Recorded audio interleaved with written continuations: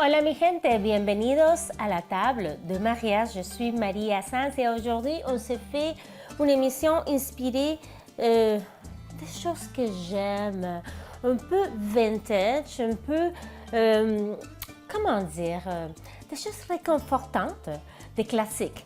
Donc, je suis habillée un peu années 50. C'est une robe vintage que j'ai achetée récemment pour aller avec la thématique. Donc, cocktail vintage, le Gimlet. Évidemment, dans les années 40, 50, un cocktail très populaire. Je vais aller chercher mon verre,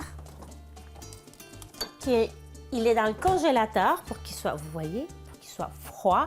Donc, mon verre aussi que j'ai acheté, chez Renaissance. Donc, le Gimlet. Le Gimlet, c'est un cocktail qui en fait était inventé ou, comment dire, c'était comme une coïncidence qui est arrivée à un docteur qui était Sir Thomas Gimlet, qui était un docteur sur un bateau. Donc, sur le bateau, il y avait beaucoup de marins qui combattaient les scorbut.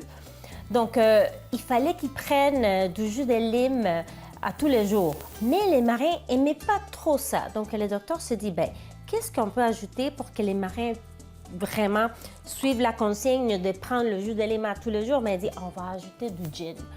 Donc, voilà, je fais ce cocktail-là juste à des fins, c'est pour ma santé, en fait. Et voilà, c'est prescrit par le docteur. Non, pourquoi? Pour boucler la boucle. Donc, ça, c'est l'histoire du cocktail Gimlet. Mais aujourd'hui, on va se faire une recette que ça fait un peu pain de viande, burger. Donc, quelque chose qu'on mangeait beaucoup dans les années 50, hein, quand les femmes restaient à la maison pour faire à manger, puis les maris arrivaient, puis les femmes faisaient un petit old fashion, un martini, un Gimlet. Et je me suis replongée dans ça il y a quelques années en regardant une série sur Netflix, The Queen's Gambit. Donc, je vais aller avec 2 mesures de gin. Donc, ici, j'ai un gin québécois. Voilà, parce que pour boucler la boucle, ça prend des produits québécois. Du sirop simple que je n'ai pas acheté. C'est quelqu'un qui en fait souvent des parties ici chez nous. Donc, quelqu'un a apporté une bouteille de sirop simple. Donc, c'est pour ça qu'on a une bouteille de sirop simple depuis un moment. Mais sinon, je le fais moi-même avec une tasse d'eau, une tasse de sucre. On le fait dissoudre. Et voilà, le sirop simple. C'est très simple. Jus de lime, évidemment. Donc, une bonne quantité parce que j'en ai mis beaucoup de gin. Donc, on va mettre une généreuse quantité de jus de lime. Je presse mes limes 2 fois pour aller vraiment chercher, vous voyez, hein? Pour aller chercher tout le jus. Et pour la décoration, on ne mettra pas sur les côtés, là, comme on fait avec une, je sais pas, une margarita ou... Non, non, on va les laisser flotter. Donc, allons-y. On mélange. 1, 2, 3, on y va.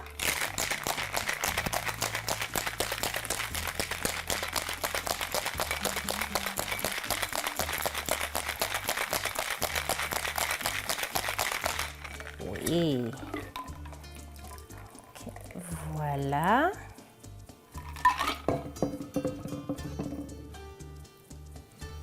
C'est tout. Gimlet. On va venir nettoyer un peu. Salade.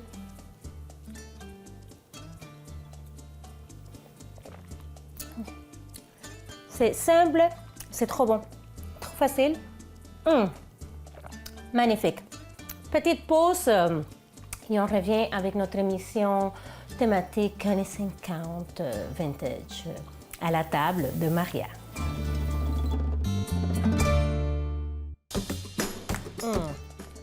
Vraiment trop bon.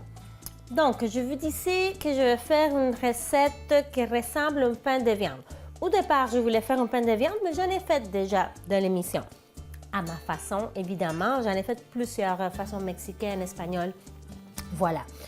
Donc, je me suis dit quelque chose qui ressemble au pain de viande, c'est réconfortant. Mais je vais le faire avec du poulet, mais ça ne sera pas en forme de pain de viande.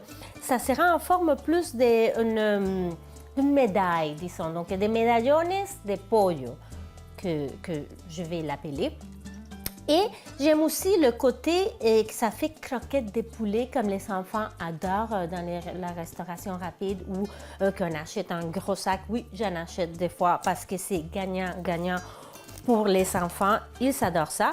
Donc, je vais faire une version un petit peu plus fancy, disons, de la version des croquettes de poulet, pain de viande. Donc, c'est comme un pain de viande rencontre un burger et une croquette de poulet, disons, à peu près. Donc, je vais venir assaisonner ma viande de poulet que je vais hacher dans le mélangeur. Donc, je vais ajouter de l'ail. Également, comme vous savez, j'adore ici, il y a tout le temps des poivrons de toutes les couleurs parce que j'en utilise beaucoup. Donc, poivron rouge, ail. J'avais un petit oignon rouge qui m'est resté, mais vous mettez oignon blanc, espagnol, rouge. Voilà ce que vous savez à la main comme oignon, peu importe la couleur. Donc, cebolla morada en espagnol. Poivron vert également. Et ce que je vais faire, que j'ai habitué les enfants ici, quand je fais des burgers ou des boulettes ou peu importe, que ce soit avec la viande hachée, le poulet haché ou porc ou agneau, je mets une surprise à l'intérieur. Donc, la surprise que je vais ajouter à l'intérieur, ça sera du fromage. Dans ce cas-ci, j'ai du cheddar. Donc, je vais ajouter du fromage cheddar que je vais émietter. Également, j'avais du jamon serrano. Donc, ça peut être du jambon normal, jambon blanc, ou prosciutto ou serrano. Donc, je vais venir l'émietter aussi. Donc, je vais faire ça avant de salir mon couteau avec le poulet parce que je vais couper les poitrines des poulets en cubes. Donc, c'est ça. J'achète tout le temps des énormes quantités de poulets, que ce soit les poitrines ou que ce soit les os de cuisse. Donc, je les portionne dans des ziplocs et voilà. Donc, je fais après décongeler juste la quantité qu'on a besoin. Donc, cheddar. Si vous savez du fromage déjà râpé aussi, ça va. J'aime ça toujours qu'au centre, on retrouve un petit quelque chose que c'est comme miam. Donc, même chose pour le fromage cheddar. Je vais venir le couper. Et là, pour la grosseur, vous faites ce que vous voulez. Je vais en faire des plus petits avec une emporte-pièce pour servir 2 par personne. Donc, voilà pour la farce. Ensuite, je vais couper un peu le poulet, puis on va probablement les faire en 2 temps parce que j'en ai beaucoup. Donc, voilà.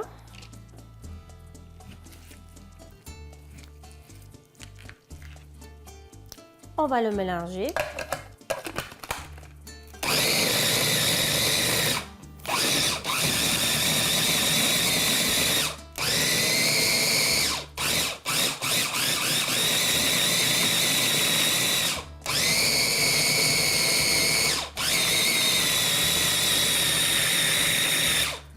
Voilà.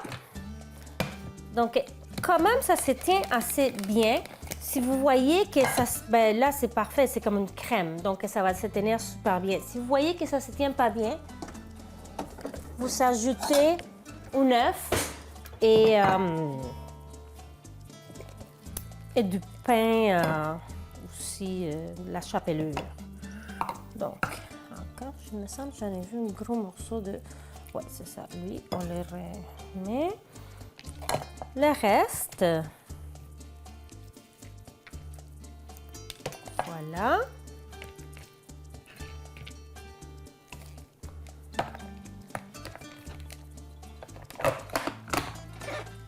Très bien.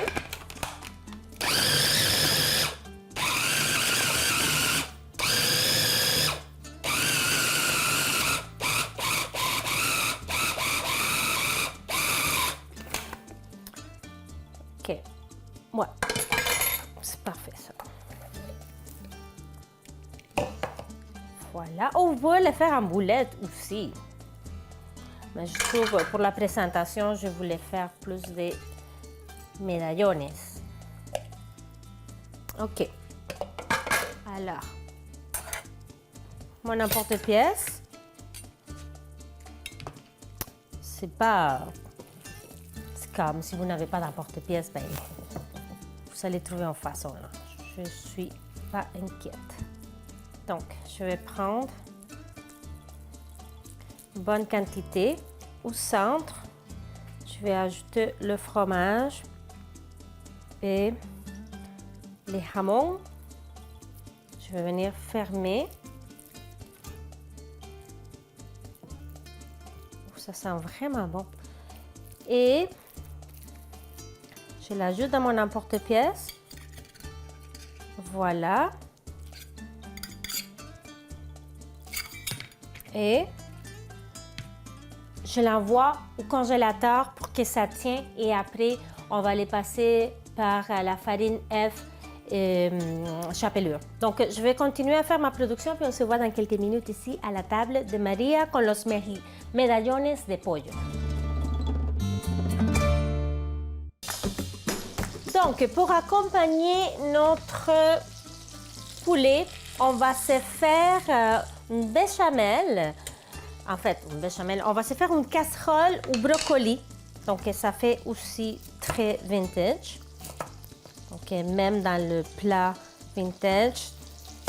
J'ai appris quelque chose ici à la maison, c'est que les enfants, ici, peu importe le légume, qui aime ou qui n'aime pas, si j'ajoute la sauce béchamel et du fromage, ils vont le manger. Donc, pas compliqué là. Ok, je coupe mon brocoli pour qu'il soit pas trop gros. Voilà. Puis le beurre qui fond tranquillement. Ça, c'est sûr que ça donne du goût. Ensuite, on va ajouter à notre beurre de la farine. J'ai à peu près une demi-tasse de farine.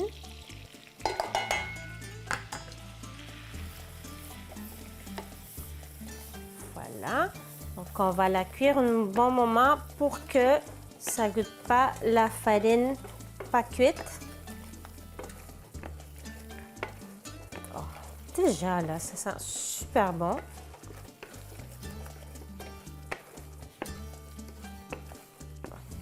Voilà. Encore un petit peu plus.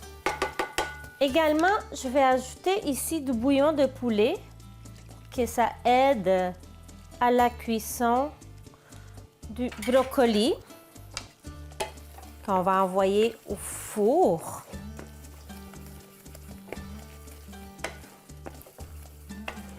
Encore un petit peu plus. Puis, je vais ajouter du lait. Et on va tout bien mélanger jusqu'à ce que ça fasse une belle crème, une belle béchamel. Puis, je vais ajouter sel, poivre et noix de muscade que je vais aller chercher. Donc, on prend une petite pause, puis on se voit pour la suite ici à la table de Maria. Donc, ma béchamel est prête. Voilà, noix de muscade. Ça fait toute la différence de le faire comme cela au lieu de l'acheter déjà moulu, honnêtement. J'en fais souvent ici, puis mon fils me demande, mais c'est quoi ce petit goût-là? Je dis, ah, c'est la noix de muscade. Il me dit, ah, ben, c'est bon la noix de muscade. Et oui, c'est bon. Voilà. OK. Mélange bien.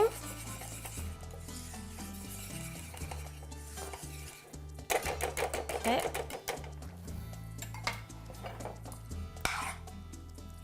Voilà. On va venir l'ajouter un petit peu partout. Oh là là là là là là. Voilà. Si vos enfants ne mangent pas le brocoli après ça, je ne sais pas quoi vous dire. Hein?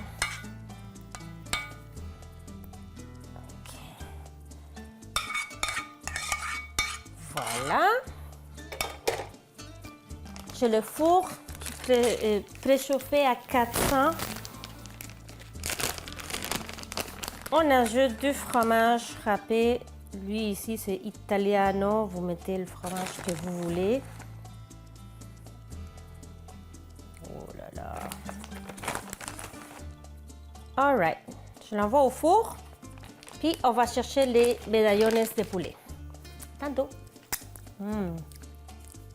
Donc voilà ma chaîne de production. Farine, œuf, chapelure.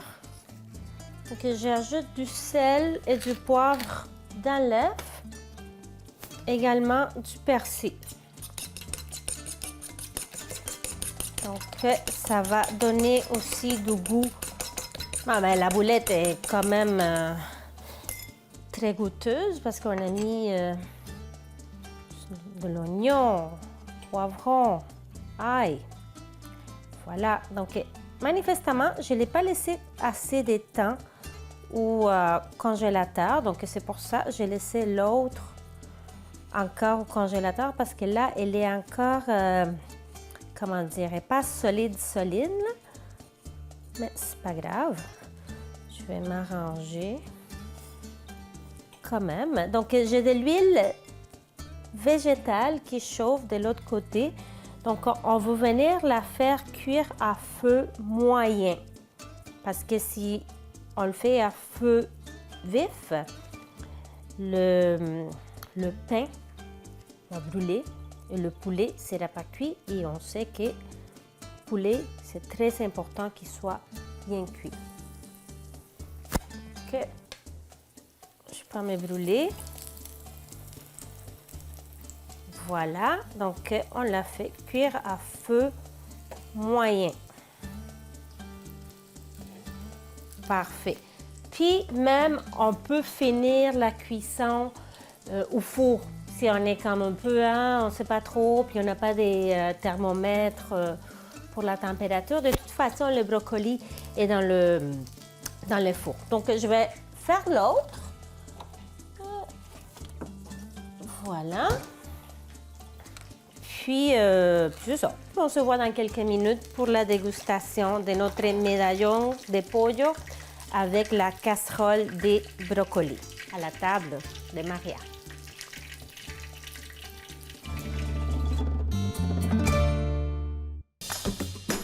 Donc, je me sens comme une mère au foyer des années 50 avec ma casserole au brocoli. Et voilà l'enfant d'un hamburger au poulet et un pain de viande au poulet. Voilà, médaillon de pollo. Je vais ajouter un peu de persil juste parce que ça fait vintage. Donc, il y a du persil partout. C'est le festival du persil.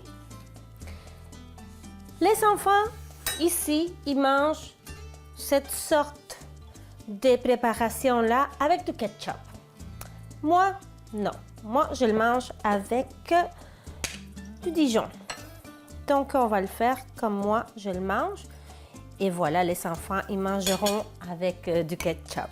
Donc, avant de m'aventurer, parce que je sais que c'est très chaud, ça vient de sortir, je vous invite à nous suivre sur les médias sociaux, ici télévision, sur Facebook et Instagram. Maria Sanz, Facebook, Instagram, TikTok, YouTube, Twitter. Voilà, suivez-moi partout sur les médias sociaux, sauf dans la rue. Suivez-moi pas si vous me voyez dans la rue. Donc, je vous dis buen provecho y hasta la próxima.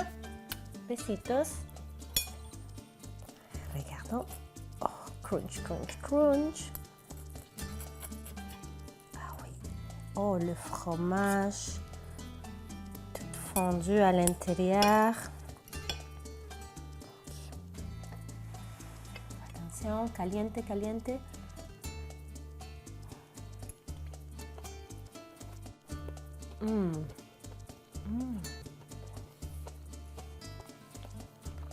Croustillant à l'extérieur, juteux, tendre. Ouh là là, jamon serrano. Oh. Ça là, c'est gagnant.